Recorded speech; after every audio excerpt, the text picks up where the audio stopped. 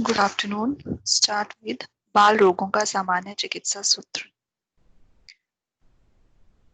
बाल रोगों का सामान्य चिकित्सा सूत्र में बाल रोगों की सामान्य चिकित्सा का वर्णन किया जाएगा। Not according to the disease but the general treatment principles of the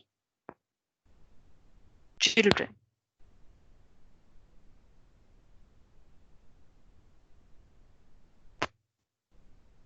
so बाल रोगों का सामान्य चिकित्सा सूत्र। क्योंकि बालक सुकुमार होते हैं, उनमें कफ दोष होता है। कफ दोष प्राय होते हैं। आहार संकर होता है उनमें। तो जो सुकुमार होने की वजह से जो ट्रीटमेंट मोडालिटीज हैं, there also should be very मृदु। सो आचार्य चरक ने शारीर स्थान में वर्णन किया है।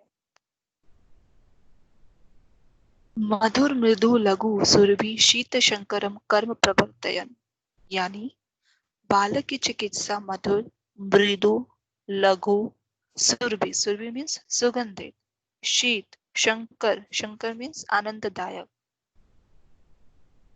होनी चाहिए। राइट? क्यों? क्योंकि ये विधियां शिशु को सातम्य है, क्योंकि शिशु भी कैसा है? मृदु है, इसीलिए ट्रीटमेंट मोडालिटीज भी मृदु है।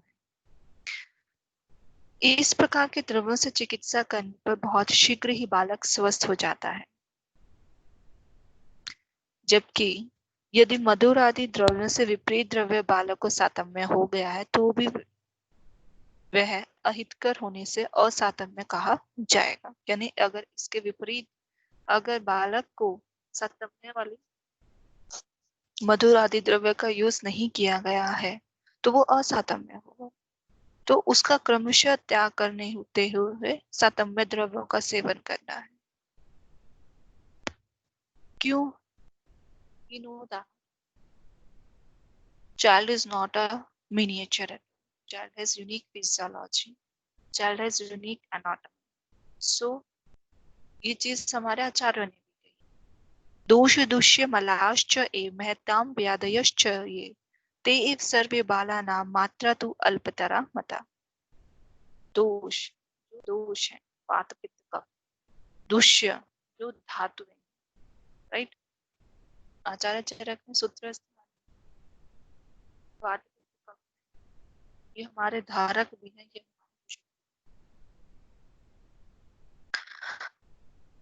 सप्त धातु। मलाश्च ए मल, महताम व्याधयश्च ये, महता मीन्स बड़े, व्याधयश्च जो बड़ों में व्याधियां होती हैं। ते एव सर्वे, यहाँ पे ते एव सर्वे बालानां, ये सभी व्याधियां दोष दुष्य मल बालकों में भी होते हैं। मात्रा तो अल्पतरा मता, लेकिन जो मात्रा है वो कम, right?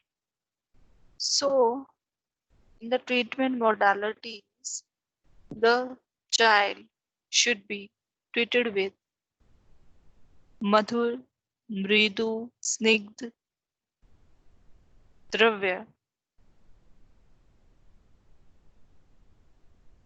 so that these all come are satamya in children.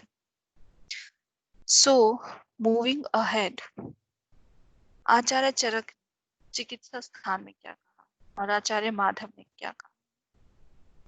मधुराणि कषायाणि क्षीरवन्ति मृदूनि च।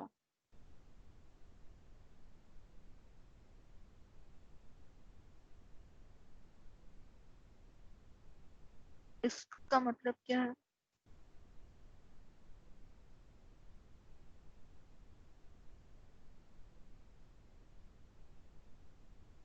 जो क्योंकि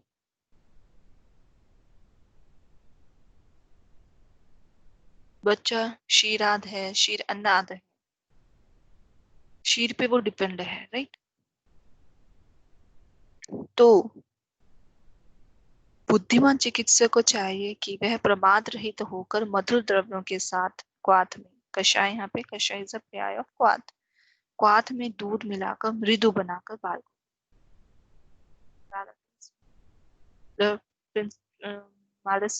मृदु, तो हमने उनको मृदु बनाया।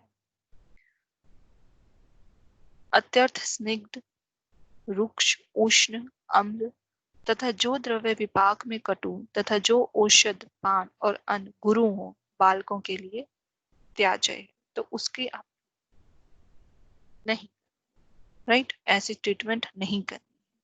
अत्यंत स्निग्ध, रुक्ष, उष्ण, अम्ल, जो द्रव्य विपाक में कटु है, राइट, जो औषध, अन्न, गुरु है, उसका हमें ट्रीटमेंट मोडालिटीज नहीं करनी, क्योंकि हमें लघु ट्रीटमेंट करनी है। औषध, पान, अन्न जो गुरु है, क्योंकि आहार संकर है, अग्नि जनरली बच्चों में थोड़ी मंद रहती है, ठीक है।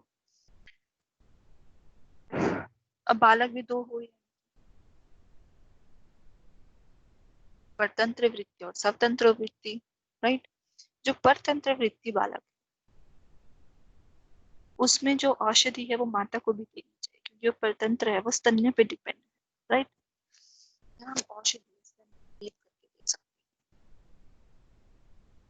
दूसरी बात, शिशु में कोमलता और स्वतंत्रता को देखकर वमन आदि संशोधन कर्म को छोड़ देना चाहिए। एक चिकित्सा इमरजेंसी सिचुएशन हो तभी वमन कराना चाहिए शिशु की बात।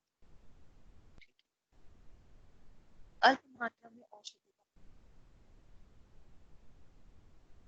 ठीक है, कि किसको कितनी एज से हम स्टार्ट कर सकते हैं बच्चों में panchakarma, right. So let's move ahead.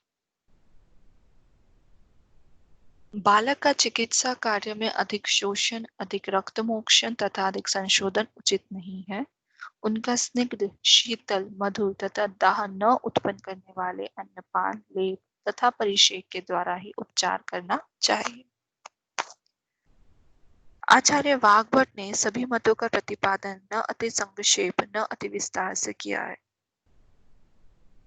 रोगांश्च अस्य जयेत सौम्यैर्भीष्टै अविषादकै अन्यत्र अत्यैक आद व्याधे विरेकम सुतराम चेत, अर्थात बच्चों के रोगों को सौम्य और कष्ट न देने वाली औषधियों से शांत करें, बिना किसी अत्यैक रोग के बच्चों को विरेचन बिल्कुल।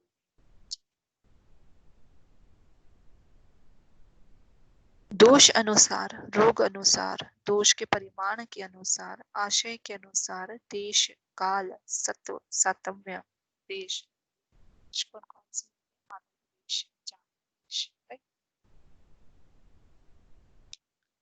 काल, काल यहाँ पे व्याधि काल है, ऋतु काल है, सत्व एवं सातम्य आदि का विचार करके औषधि देनी चाहिए, क्योंकि वे ही तो वातादि दोष हैं, वे ही रसादि दोष हैं और जरादि रोग भी वही है। इसीलिए औषध बच्चों में भी ध्यान पूर्वक देनी चाहिए, युक्ति पूर्वक देनी चाहिए, केवल मात्रा उनमें कम होनी चाहिए, ठीक है, मात्रा बच्चों के हिसाब से होनी चाहिए। आचार्य वाग्भट ने क्या कहा है, सुकुमारता से, स्वल्प शरीर होने से, सब अन्नों के सेवन नहीं करने से, क्योंकि सब नहीं, अभी घृत एवं दूध का सेवन करने के कारण बालक सदा स्निग्ध रहते हैं। इसलिए बुद्धिमान वैद्य इनको तुरंत कोमल वमन पिलाए। किसवें अत्यैक चिकित्सा, शीर पाई, शीर अन्न पाई, बच्चे को दूध से तृप्त करके वमन कराएं। शीर वालों को शीर ही देना है। विरेचन साध्य रोगी में बस्ती, विरेचन तो अत्यैक चिकित्सक के अलावा नहीं करवाना है, और विरेचन अगर साध्य रोग देना भी पड़े तो बस्ती से काम चलाना चाहिए। मर्श साध्य रोगों में प्रतिमर्श दें। विरेचन साध्य रोगी शिशु को धात्री के रोग अनुसार विरेचन दे। और जो आचार्य वाग्भट ने बताया है उसी के अनुसार बताया है कि बच्चों को जो औषधि देनी है वो कैसे देनी है। मधुरानी कषायानी क्षीरवंती मृदु च, यानी जो रोग अनुसार अल्प मात्रा में औषधि का प्रयोग करना चाहिए। कैसी करनी चाहिए? बुद्धिमान चिकित्सक को कैसी होनी चाहिए? बुद्धिमान चिकित्सक को चाहिए कि प्रमाद रहित का मधुर द्रव्यों के क्वाथ में दूध मिलाकर उन्हें मृत्यु करके बालकों में प्रयोग करे, क्योंकि the palatability is also an issue in the children's, right? So by making it मृत्यु, मधुर द्रव्य आप यूज कर रहे हो, दूध उसके लिए सतम्य है, it is very easy to give the medicines, the drugs, the formulations, right? So in nutshell, जैसे बच्चों की प्रकृति है, right? जैसे उनमें दोष मिलते हैं, क्योंकि हमने पढ़ा है वही विभाजन में कि वो कफ धातु पर्याय होते हैं, मृदु होते हैं, स्निग्ध होते हैं, तो हम उसमें औषधियों पे वैसे ही यूज करते हैं और गुरु नहीं, लघु औषधि यूज करते हैं, right? So this is all about the